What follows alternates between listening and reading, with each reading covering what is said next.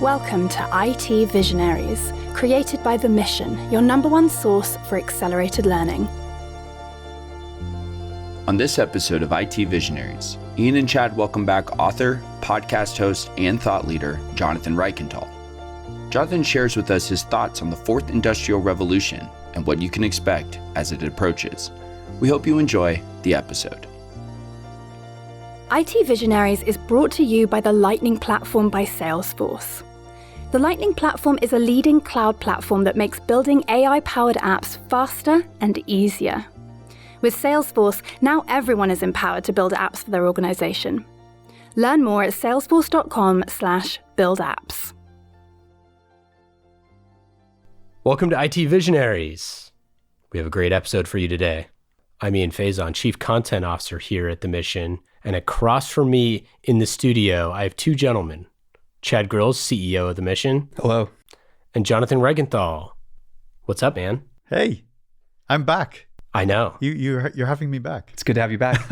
Well, it's good to have you nearby. We'll say that because you can just pop into the studio unannounced, except we invited you. I'm a convenient guest, I guess. It's awesome.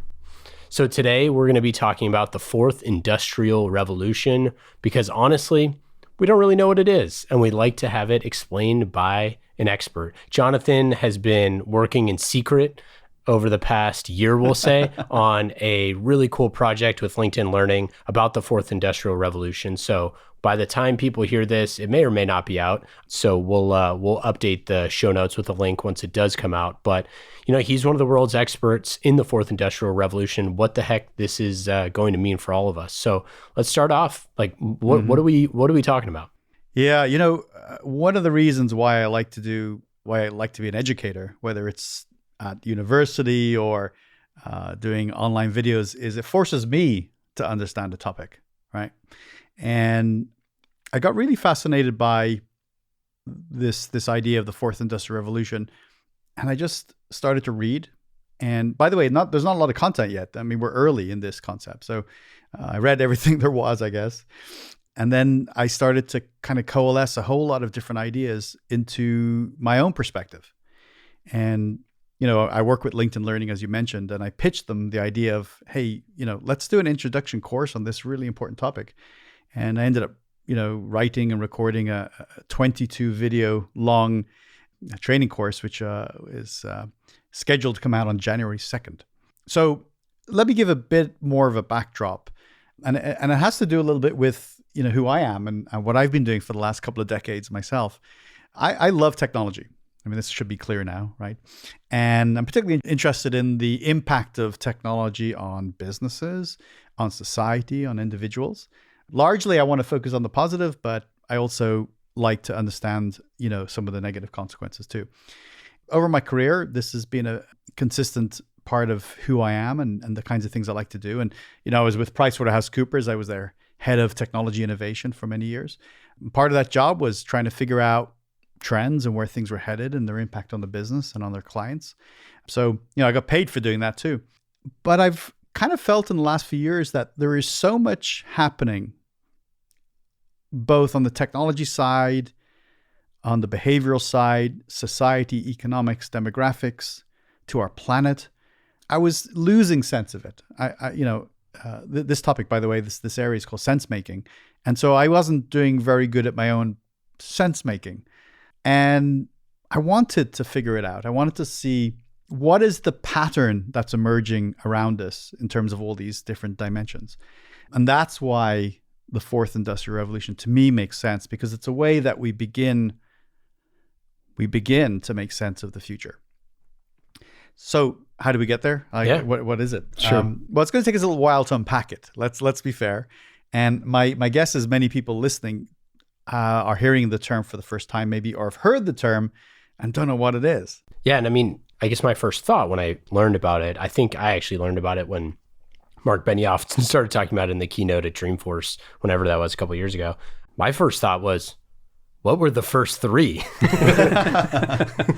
If there's a fourth, that means my math tells me there were three previous to that. Yeah, I think you're right.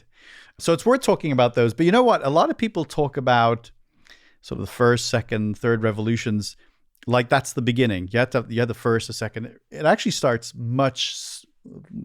long time We got to before go that. way back. You do. And actually, you have to go back about 700 years to the 1300s. But I want to just say this. Humans have been around apparently somewhere between 200,000 and 300,000 years, right? That's what we think.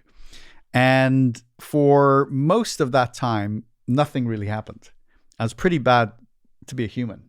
First of all, you didn't live very long, and the circumstances were horrible for about 300,000 years. And then suddenly something happened about 700 years ago that everything changed. And the reality is the fact that the three of us are sitting in a studio here with electricity, light, microphones, computers, it all starts just 700 years ago. It's a really short amount of time relative to the age of the earth, the age of the universe. It's like a blip. And I think the best place to kind of think about where it starts is the Renaissance in Florence in Italy in the 1300s. It's the first time you have a society that is super focused on knowledge. They get that it's important to gather knowledge and to store knowledge and to use it to inform decisions as you go forward. Now, I don't want your listeners to think I'm not aware of the Greeks and the Romans and stuff and lots of other things that took place during the last few thousand years.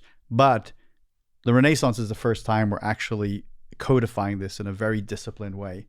And you mix that with new sets of culture, with art and music, and with the establishment of the banking industry and then exploration. And that really is the beginning of a completely new way of thinking about the human experience. Fast forward a few hundred years, you get to the Age of Enlightenment, another important period when we're getting even more deep into critically thinking. And it's actually the beginning of the scientific period. And what you have is, you have the introduction. I mean, the most defining piece, in my view, other historians and people who study this might disagree, is the introduction of the scientific method, right? Such a simple concept. Do something, get a result, try it again, see if you get the same result. That's the scientific method, and it's changed the world. It's how all science happens today. And so that doesn't happen until, the 1500s, really. So it's a big game changer. We are at the beginning of the scientific era and the age of reason. This is going to be a very long podcast if I keep up with this, right? No. It's all good. This is great. I was just going to add some context for the listeners about scientific method. So I know with certainty that if you pour Drano into flowers, that it does in fact kill them. And soapy water does not do as well as Drano at killing them, but regular water, they grow well. I learned that in 6th grade. Yeah. Impressive to say the least. This is a man who spoke at this year's Dreamforce. I just want to add that for everybody. I just want to remind them. It wasn't about the scientific method, though. That's true. That's interesting. Well, thank you for sharing that. And by the way, I did want to call attention to the fact that we're drinking a wonderful bottle of wine here. Oh, we are. And I think this is out of your deep respect for my podcast. It is. Drinking Wine, Talking Tech. It is a hat tip. Yeah, for sure. We had to at least pay an homage and have it here ready to talk tech. Sometimes, tech can be a little heavy and maybe you need to lighten the load. Lighten the mood. We are talking about, Florence and Italy. So, pull out the wine. There you go. This is a Joel Gott from Palisades. It's a red wine, a 2015 from California. I think it's a Cab, Merlot, and Syrah blend. Is that right? They have a wonderful photo of California on the back of the bottle, which I find particularly wonderful because I love the shape of our great state. Oh, yeah. And one of the questions I didn't get to ask in the beginning that I think everybody, maybe they're wondering it as well. But Jonathan, why should people be interested and why should they care so much about the 4th Industrial Revolution? Yeah, well, I'll answer that. And then I need to give probably a little bit more context again. Sure. To make the whole thing make sense, if that's even possible. And then we can go back, dive into history and move forward a little bit. Yeah, let's do it. That's great. There's a lot of value. Dare I say Back to the Future? Oh. Sounds like a great show. There is a huge amount of value to try to understand the future. And probably never more so than now, because it's about relevancy. If you are a business that has succeeded for some time, or you're a new business, what level of confidence do you have that your business will still be relevant 5 years from now or 10 years? And that's a question you need to ask all the time. You need to be paranoid about that because there are so many there's a lot of competition. There's a lot of disruptors all happening at sort of the same time. And, where has taken historically a company some time to, lose its market share and for people to have to reskill. Nowadays, this is happening really quickly. And as every year goes by, the period of time becomes shorter. A company's time on the Fortune 500 is the shortest it's ever been, right? So I think there's a lot of interest from, the C-suite, the board, all sorts of leaders and managers to try to figure out where things are headed in their industry, in their life. Like I've said, it's important to know the future because of relevancy to a business. But what about relevancy to you? How relevant will you be in a few years? Did you have a question? Yeah, no, I mean, I was just going to add to that we don't have a crystal ball to see in the future, but what we do have is the ability to make a hypothesis about how we think the future is and then make contingency plans if those hypotheses are incorrect. And I think that that's part of what people kind of miss about that kind of like laissez-faire. Well, I can't predict what's going to happen. So like, why would I spend, a bunch of time doing it? Is obviously, not a good business practice. But if we can just start to think about like, what are some of the things that we think will be happening and obviously like hedge our bets there, I think that that's an important piece. And if we don't like this picture of the future that is the fourth is a huge kind of like first rock in the proverbial glass case, you know what I mean? You've put in big rocks first and then the little rocks and then the sand or whatever. It's how you fill in. Anyways. No, nicely said. Well, I hope that so somewhat answers the question. Yeah. Knowledge is important. Knowledge is power. I think businesses are faced with having to make several bets now. I don't think we have the luxury of like putting all our bets on one direction. There's enormous risk to that. And I think that's what is characteristic of this period that we're entering. Now, you probably want to know about the three before the fourth. Yeah. What are the three? Yeah. So that we set the stage for the scientific era, and now we're into basically the 1700s, if you're following. And you have the emergence of steam power in the UK, in Britain. And that really changes the game on a lot of things, right? Because remember, before that, how were things powered? Well, with humans pushing and pulling, with horses and with oxen and, various animals. That has limitations. But once steam powers things, coal-fueled steam, you can have pistons, and all of a sudden you have machines that can do things much better than animals and humans can, at scale as well. And that enables a whole lot of new things like the railway systems that starts to connect societies. And this is the Industrial Revolution, right? This is like, when there was no such thing as World War I, right? It was just the Great War. It became World War I once we had a second one, right? Yes. This was just the Industrial Revolution, right? It was. Prior to that, people, for the most part, lived in rural setting.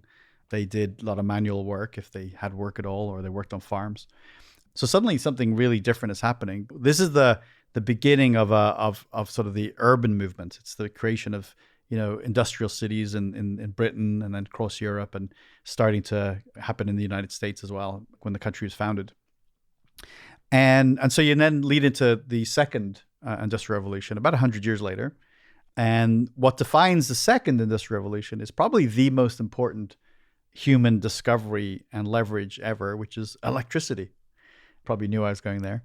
But without electricity, there's no such thing as the modern world. I mean, it is an incredible thing that we were able to discover and leverage, and it's powering everything that's happening right now.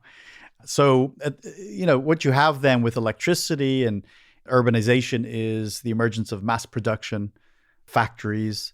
You have continued movement from people from the countryside into cities. You have row houses, and you have the 9-to-5 work hours. The weekend is invented, and the modern world starts. The world that we know today begins in earnest for the first time, and then that actually lasts for a long time until you get up into the 1900s, the 20th century, and you have the start of the third revolution, which is the information age. And in fact, we are still in that. I mean, we're very much in the middle of the the digital transformation of society.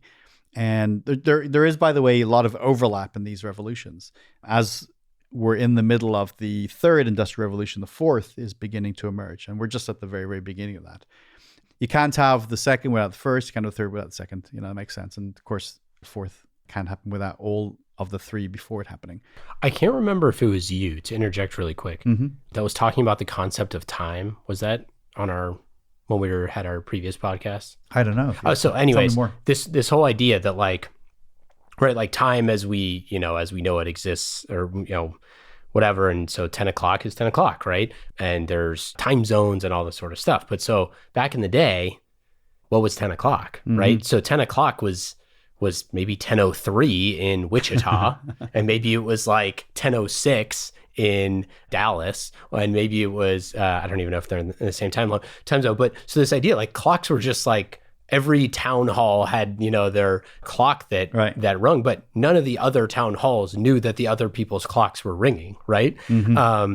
Or when to like sync them. And then finally we had this ability to like sync everything. And then it was still kind of like this, now we actually know exactly, like Greenwich Mean Time, we know exactly the time, we know everybody's on the same page. And the next step of that is now with it all digital, it's like, all of our phones now have the exact time all the time, every second. And the amount of like productivity gains as a society that you gain just by being on time, like you couldn't be on time because nobody actually knew when, like if you traveled to another city, if you were going to be exactly precise. And the preciseness that we have now at all times is wild. That's great. It's a good point. I mean, I was thinking as you were talking about that, imagine the world before there were clocks. Right. And even get a bit crazier. Imagine before we had any type of lighting and darkness. So you basically had to go to sleep when it got dark. And because that kind of, you couldn't do anything otherwise. I mean, you could have fire all the time, I suppose. It was good business to be a candle maker. Yeah. It reminds me too that, so most of us, you go to sleep and when we're tired at night and we wake up in the morning. So we have one sleep. In the past, there was the concept of two sleeps. Now you know what this is, right? So people would actually only sleep partially, get up in the night, eat, they do a variety of things, and then go back to sleep again. So in the past, humans actually had two sleeps. He's looking at me like I'm crazy. You're just blowing my mind right now. Wait, but how are they getting into REM? If you're having two sleeps, then how could you write blog posts about that 5 things that people do when they wake up or whatever it is? Do they do both of those things in both sleeps? I don't know. Okay, so I'd sort of taken you to the third industrial revolution. And so the third industrial revolution is really defined by digitization, moving everything from an analog world to a digital world, a world of ones and zeros. And it's still underway. I mean, we still don't know where this is headed. The first phase, or what Steve Case likes to refer to, the first wave is, static web page, just has a photograph and a phone number. The second wave is Yelp and Amazon and e-commerce and, the interactivity. And now the third wave is Uber apps and WAG for, getting someone to walk your dog, or doctors on demand. It's taking all of that, but now you're facilitating human activities. It's a whole new level of value that the internet is bringing. So we're only in the third wave. There may be, I predict there are multiple waves to come. The true value of the internet is yet to be told. And part of that is because only half the world has access to the internet. This is, we all woke up and checked our email and social media when we got up this morning, but half the world didn't. Sometimes I'm envious of that. And it's happening. The people are getting online quicker and quicker, which is good. So it'll only be some time, perhaps a decade or two, hopefully two at the upper end, when most humans who can get online will get online. And that'll be a very different world, right? It's very different to have, 3.6 billion people connected versus approaching, 8 billion. Mm-hmm. That's a lot of good ideas. And in fact, what it really is a massive new marketplace for tons of global, products who can't today access them. So largely it should be a positive story. I don't know where things are headed though. So, there's a lot of things to be concerned about on the internet today. We'll see where things trend in the next few years. So the third revolution is really about bits. where we now head into the fourth industrial revolution. This needs some explanation. The fourth industrial revolution is not only about bits, but the intersection between bits and the physical world. So it's really about bits and atoms. I like to think of it the collision of bits and atoms, cyber physical systems, right? You seem like you want to ask a question. No, I was just going to say Bits and Atoms sounds like it's on 7 p.m. on Tuesdays on CBS.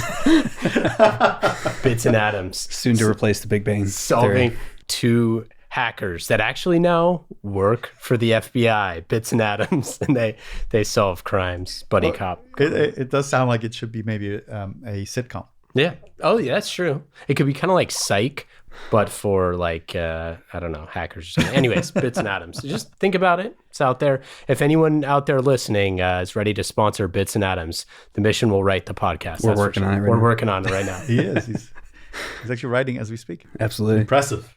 You guys are impressive. Okay. So, but that wouldn't be enough. That wouldn't be enough to have it characterized as a revolution, right? So a few things about a revolution. Number one is the world in which you enter the revolution is very different from the world in which you exit it. So that's one characteristic. The second one is, unfortunately, in every revolution, there are lots of winners, but lots of losers, right? So we're now entering this fourth industrial revolution. And in all likelihood, I mean, there's a good chance of this, the world in which we exit it, and who knows how long it'll be, will be very different from the world in which we know right now. Right. So what are some of those characteristics? Well, think about this. You think about something like the speed at which technology is adopted, right? And there's a whole set of different ways you can think about this. One of them is, how long does it take for something to be adopted by 50 million people, right? And so you look at something like airlines. It took many, many decades, like 50 or 60 years. You look at something like telephones, again, many, many decades. But then you start talking about things like Facebook, or even the internet, reaching 50 million people took just a few years. You get something like Snapchat, barely a year. And by the way, the fastest I've seen is Pokemon Go. Yeah. Reaches 50 million users in about 17 days, right? And so you've got this velocity of adoption. So that's the first characteristic I like to think about is velocity. Now in Silicon Valley, when folks are sitting around trying to, think about the trajectory for their business, one of the first questions they're asking is how will we get to 1 billion users, and how fast can we get there? And then once you figure that out, and then you retrofit it with the steps you got to take. I mean, that kind of ambition, that kind of reach is unprecedented. We never thought on those levels before. I'm going to write some software, and I'm going to tell you within 2 years, I want 1 billion people to use that software. I mean, we're here in we're in the heart of Silicon Valley right now, and we hear this a lot, but in the vast majority of the world, this is still this like crazy idea.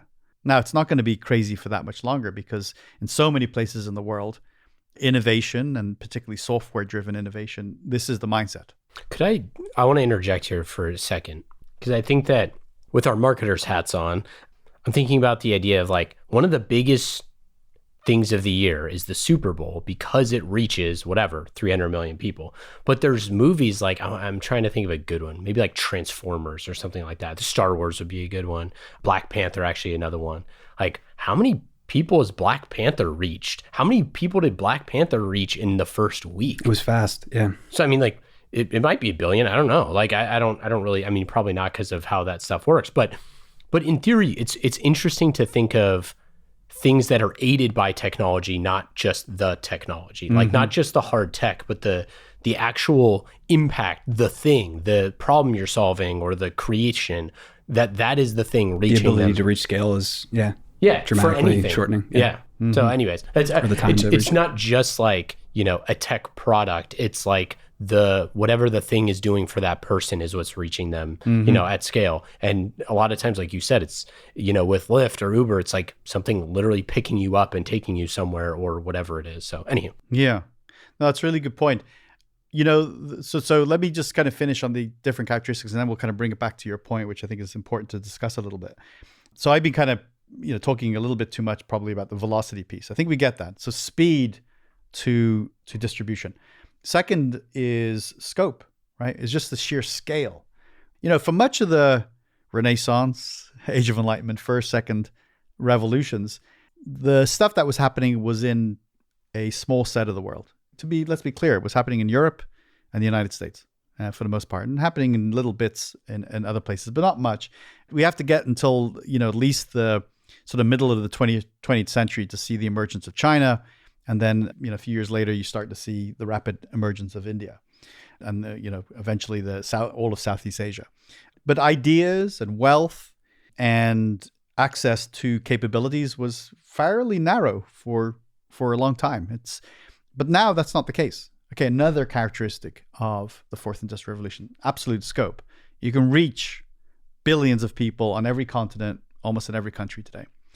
And then the third one is impact, right? The actual impact you can have. You can write a line of software in Palo Alto, California, and impact people in India, like 10 minutes later. You can change the business model for Uber here in San Francisco such that people in India can either suffer because they have businesses that run on Uber, or they can prosper, right? That's the consequence and the impact of this global infrastructure of connected ideas and software and things. And the last one, and this is not talked about often, I throw this in as the fourth dimension of the fourth industrial revolution, which is convergence, right? It's when we start to bring big ideas together. So today, as I was sharing with you earlier, I was working with some Australian business leaders, and I kept using Uber as the example. It's just a very convenient example. Uber doesn't happen just when you have smartphones.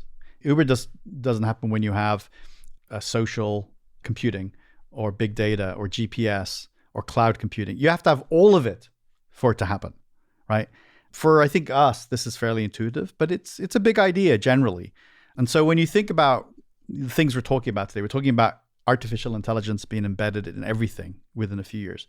We're talking about everything being in the cloud and accessible from any device. We're talking about every device talking to every device. We're talking about big data, right? Each of those are very important, but mash them up, bring them together. You have convergence, then some really important things happen. Possibly, hopefully positive mostly, but jeepers. There's some negativity there that can happen too, because are we in control still when all this gets converged? Did you have? Yeah, it's okay. You have this look. I want to be able to answer your question. I know you're curious. This is great. One of the things that we talked about in the Future Cities podcast was this idea of like street lights, right? Is like street lights were this thing that for, however long, since the lamplighters, right? We need to light our streets so we can get around. It has one purpose. It has one job. When it's dark, keep it lit so we can drive around, we can see our kids, we can do whatever. The job of a street light can now change exponentially. Now they're literal digital posts that are around all of our cities that have electricity hooked up to them and can now be sensors for anything potentially. It can be sensors to have cameras. It could be sensors to hear what you've talked about, like hear gunshots. It could be sensors that do a myriad of different things and can connect to the cloud and can do all sorts of different things. That opportunity is like massive to reimagine the things that have had one job for a long time. And I think that that's something that's just like, again, so empowering, but it's also so crazy because you're like, when you watch, what was that one, like Die Hard 4 or whatever, the one that's like all techie, and the guy's like shutting off city blocks and like shutting off other city blocks and like reroutes helicopters and doing all sorts of crazy stuff like that. But like potentially there are like downsides to that stuff too. But the upsides are massively high yield for the population at large. Sure. Yeah. Such an important point. Let me just talk briefly about the cyber physical thing I mentioned earlier. Yes. I kind of said it and didn't do anything about it. And I know everyone's on the edge of their seat saying, hey, I hope he comes back to that. So I'm coming back to it. And it does build on everything we've been talking about. So, by the way, the term Industry 4.0 comes up a lot when we talk about the fourth industrial revolution. They are sometimes used interchangeably. I'm going to make the case that Industry 4.0 is a subset. I actually don't think they're identical. But you'll read stuff online, you'll go to YouTube, and you'll see that they're actually used the same way. Industry 4.0 is where we get into the industrial piece, right? Because there's got to be a core industrial piece here. And that term actually is spun up in Germany. It's a combination of regulation, some legislation, behavioral changes, and a philosophy. I mean, that's the kind of very dumbed down version that that I can think of how I explain it to myself for how you manufacture things, how you build things. And Germany is still a big manufacturing country. And so what's the difference between the world prior to an Industry 4.0 and a world in an Industry 4.0 or a fourth industrial revolution? Well, think about a production line, and there's building machines, and there's 20 machines on this production line. And at the beginning, it doesn't look like much, and a quarter of a mile down the production line, it's actually a finished product, and it's going into trucks, right? So it's going along the line. And there's a lot of little robot arms that are interfering with, putting things, little widgets on and screwing in bolts and screws and things. And so, of course, with all this mechanization, something's going to go wrong at some point. One of the machines is going to fail. So in the past, a couple of things would have happened. Number one is you would have learned about a problem when it happened. So when one of the robot arms stops working, it stopped working because the production line stops. Yeah. And the second thing you need to do is send out a technician or a team of technicians, and they go to they walk down the production line and they're fixing it for a while. Well, time is money in this case, because those machines are not being finished and going into the back of that truck and going to the warehouse and getting sold. So you want that to be back up and running quickly. Now, in the fourth industrial revolution, there's two things that are different which are basically the opposite of what I just said. Number one is the production line can anticipate problems. So it knows that they're going to happen, right? There's predictive technology. That's really cool. And secondly, when it knows something's going to happen, the robots fix itself. So it's self-healing. So compare that relative to the prior world.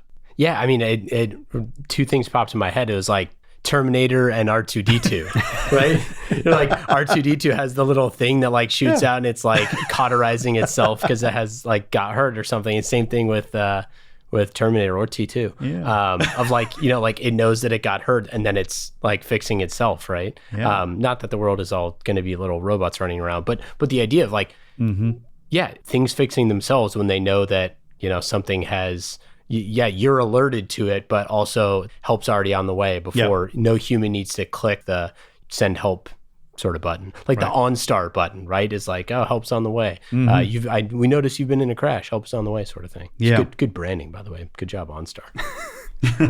Well played. Now, the last sort of way I want to frame this, and then I'll come back to sort of what it all means, is it's not just about tech, right? You could end the podcast now and say, well, that's kind of interesting. A lot of technology changes. That would be, unfortunately, the wrong way to think about this. We have to factor in a whole lot of other shifts. And there's a few things going on. Number one is massive demographic changes in the world, right? And, if you look at sort of the beginning of the 21st century, 2000 versus 2050 versus 2100, there's a few things that are happening. Southeast Asia is growing very, very fast. It's one of the fastest growing areas. Population is skyrocketing in all across Southeast Asia and India. US is slowing down. Europe is slowing down. In fact, reversing. Populations are dropping. You get to the middle of the century and beyond, and you start to see continued growth in Southeast Asia, but massive growth in Africa. Huge population growth. And by the time you get to the end of the 21st century, you have most of the young people, most of the people ready to work and to bring, ideas to the world are on the continent of Africa. Yeah, I mean, it's something like 15 of the top 20 cities in the world by 2100 population-wise are going to be in Africa. Yeah, that's incredible. I think it's like Lagos, Nigeria is going to be like 100 million people, a city of 100 million people by like 2100. I mean, it's like massive, massive growth. Yeah. So and the question is, so what do you do with that information? Well, look, if you're selling products, you need to understand the marketplaces of the future. Who are the buyers? And sort of you think about the US, it looks like it's going to slow down population-wise considerably. Europe is going to have a very old population, and the youth and this energy will be coming from two other places. Africa and India will dominate, and we'll see what happens ultimately with China. So you have that. Then you have, and there's a relationship between this point now and the demographics, is shifting economics. Like, who are the buyers, right? And so think about what economies, or we'll talk about countries, will be dominant by 2050. And surprisingly, we're going to see Indonesia be high up on the list, right? We're going to see Nigeria. That was a good call on your part. Hopefully, Brazil can get through some of its sort of near-term challenges. But Brazil has the potential to be a significant economy. Well, remember we were talking about, this is like 10 years ago, about BRIC, right? The BRIC countries, Brazil, Russia, India, China. Yeah, it's like kind of like, sort of like half right, half wrong a little bit. But again, it's a 10-year time horizon. It's not like an actual long time horizon. Yeah. Lauren just got back from Brazil. It was our host for Marketing Trends. Yeah, she was just basically explaining about the pace of Brazilian startups, and it's staggering. So she was meeting with like Nubank, which is like a fast growing bank, and a number of others were asking her to like help out, consult, be on their boards. The state of their technology there is it's basically like this whole environment where there's like zero entitlement, and there's typically only one of a category king in each market. There really isn't a lot of competition. So it's just, it's an interesting economy. Like to escape, basically that escape velocity for a startup is like, if you escape, there really are no copycats whatsoever. Yeah, you're like looking around. If you get any type of, if you get any type of lead, it's off to the races. Yeah. Good point. And, and I like your point about in terms of, if you measure this too short, you're going to see fluctuations that would say to you, there's no way things are going to be on a positive trajectory over the long term. But if you just look at the long term, those are just small little fluctuations, right? At least that's what we project. There's lots of unknowns here. It came up today. We had a really nice discussion about, is there a big event that sort of changes our calculus around being on the internet? Is there I'm not a fan of this term, but sort of a 9/11 that happens on the internet, that the days that follow and the weeks that follow, everything changes. That's possible, right? I'm thinking about the Lights Out book, where he talks about, Ted Koppel talks about major power outages in the United States and what that means to, for example, food distribution and medicine distribution. Our systems are very vulnerable if there's a major attack on the system or there's a major failure. The last thing I want to talk about, and by the way, I'm really abbreviating for the short time we have together here, because we're talking about 22 lessons packed into skimming the surface. This is skimming the surface. We are. Is climate change. You can't talk about the future without now talking about climate change. It would be problematic to be talking about the emergence of this incredible new tech and what it means for society if we didn't realize the environment of society will change in the same time horizon, right? Because the changes are already here. This is assuming you believe the scientific consensus. I think a lot of us do. There's going to be cases of cities that have to retreat, or they have to build major, walls. Or, we have some big choices ahead of us that are going to impact those other things that are happening. So I think you need to frame the fourth industrial revolution through the lens of the environment, of the planet. By the way, there is one more. I would be remiss if I didn't do one more. And we talk about artificial intelligence, big topic. By the way, it's funny, in my video series, it's one of the videos, and it's like 3 minutes long. Like, you can't go into depth about AI in 3 minutes.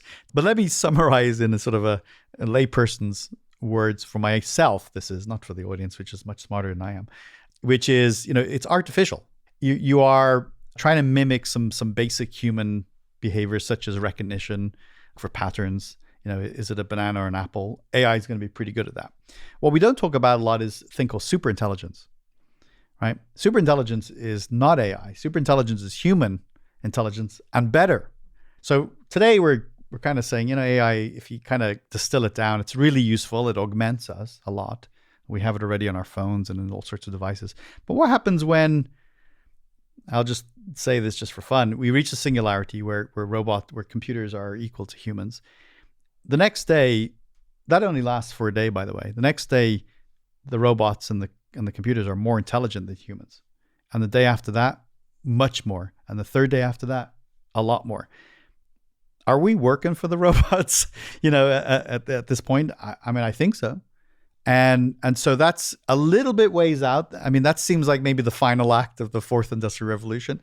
And, there's a number of luminaries who think that's the last act of the human race if we don't kind of manage it right. Not John Connor.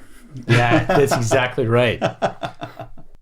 When we brought you in here to talk about fourth industrial revolution, I'm not going to lie, I literally thought we were talking about zombies. So I'm going to I am going to just go ahead and take my loss here. I did not understand the topic. No, I'm totally kidding. I mean, I think it's really interesting to like play those scenarios out into the future of just like, what are we talking about? You know, one of the things, Chad, and you're the world's Michael Crichton biggest fan / slash expert is, you know, a lot of the stuff that we created in science fiction has come true. You know, you go even like, you know, that Chad, you talk about near-term science fiction a lot, and like there's a lot of stuff that we're creating that is real now that was not real, you know, back in the day. Yeah. I mean, the best entrepreneurs of our time were inspired by sci-fi, and they didn't necessarily get their ideas on their own. They were inspired by sci-fi. Like the Kindle was inspired by Neil Stephenson. It's codenamed Fiona after the daughter in Neil Stephenson's book. Elon is inspired by the Ian Banks culture series, among other things. And yeah, I think that's what's very interesting is I think that the human ability to predict the future is going to come into sharper focus in the coming years. And people who can claim, whether it's factual or erroneously, to predict the future are going to be in increasingly like higher demand by corporations, and whether it's through marketers or, you know, we see this right now with a lot of like sci-fi writers being hired as consultants to try to predict. But yeah, it's a trend that's going to continue. What's the thing that we just published? I think we might have put it in the admissions newsletter, but the thing about Nike. Oh yeah. That Nike and somebody else have an active like petition. They're hiring science fiction writers or something like this, or whatever it is. It's just stuff like that, or you're like science fact. Yeah. I think so. We are very much influenced. I mean, I'm influenced by Star Wars every day. Sure. I mean, that's defined my life in so many ways. Magic Leap, same thing. The chessboard and and you know, Obi-Wan, you're our only hope. Yeah. Ben Kenobi, Obi-Wan, he wears the same hood. Like they didn't make nobody was just like, you know, Ben, same last name. Anyways, maybe it's popular last name. But let's think of there's a lot of darkness to what I described right now, depending how you're listening to it. But I'm an optimist, you know, and we have to be, I think. More and more of us have to be optimists. Let's take one thing, right, which is how do we provide medical care more equally around the world, right? I mean, this is a simple question, but a huge issue. We cannot produce enough doctors from hospitals. It's impossible to do. There's no capability for us to actually churn out enough doctors, and it's never going to happen. There's no way for humans to do that. And yet, I think there's a responsibility for humanity to have some equality around, you know, some of the basics of medicine, right? And so doctors as we know it. So like that's right. Yeah. That's where I'm going. Yeah. The tricorders are coming. Yes. Yeah. I mean, it's like the same thing of, you know, in the future cities talking about Habitat for Humanity, how like, well, you know, they're building a house like every 6 seconds. And it's like 1/50th of the demand of the world, right? It's like there's no way housing as you know it is not sustainable to continue to build. Doctors as you like what makes a house or what makes a doctor is the definition of the thing is what will change, right? Yeah.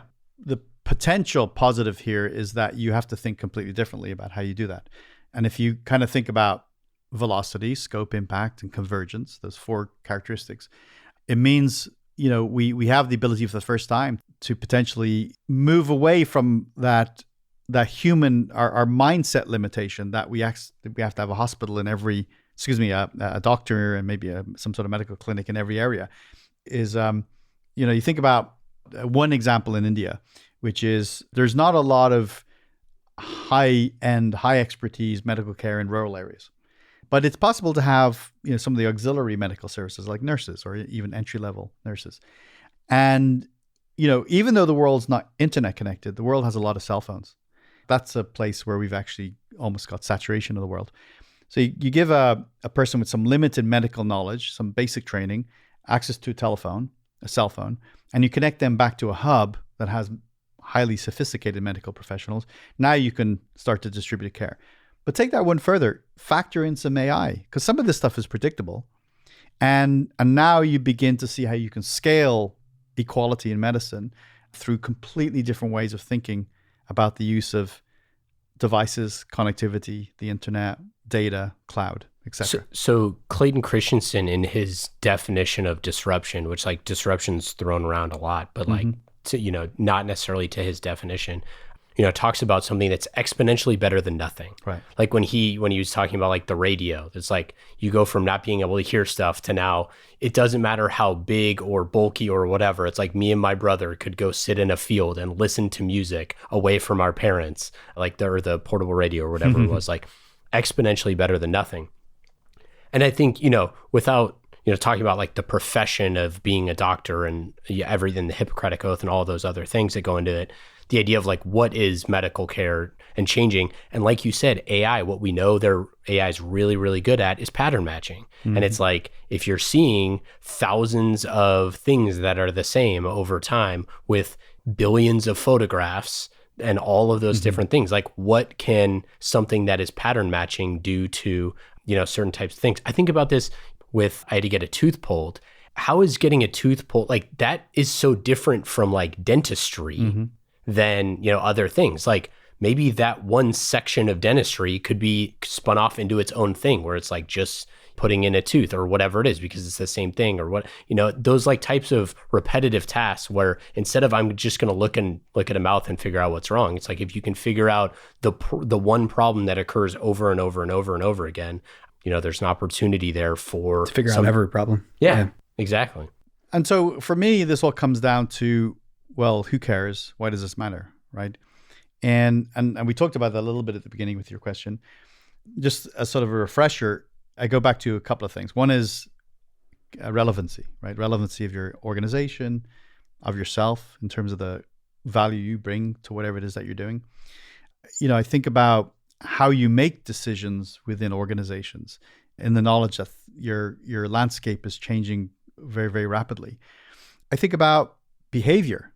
At what point do we finally say collectively, we're going to do something about the future of the planet, otherwise we're all doomed, right?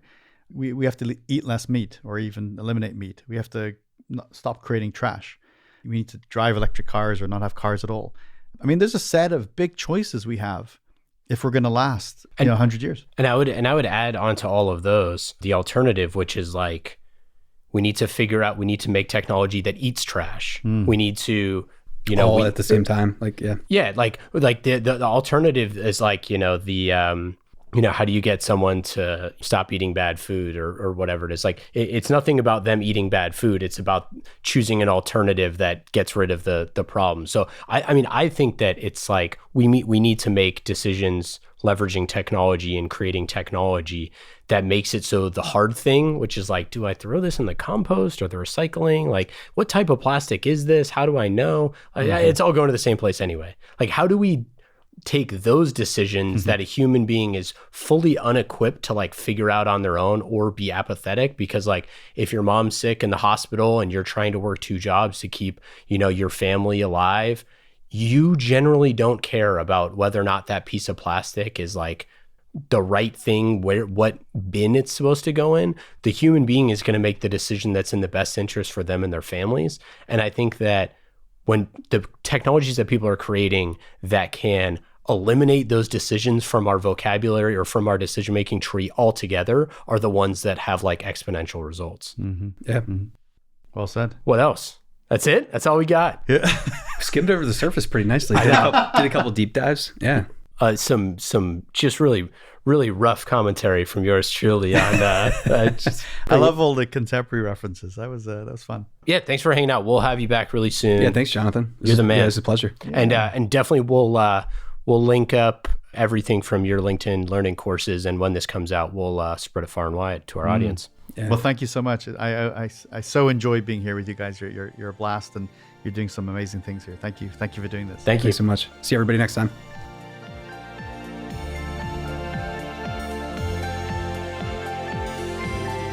Thank you again to our friends at Salesforce. IT Visionaries is brought to you by the Lightning Platform by Salesforce, a leading cloud platform that makes building AI-powered apps faster and easier. With Salesforce, now everyone can build apps for their organization. Learn more at salesforce.com/buildapps.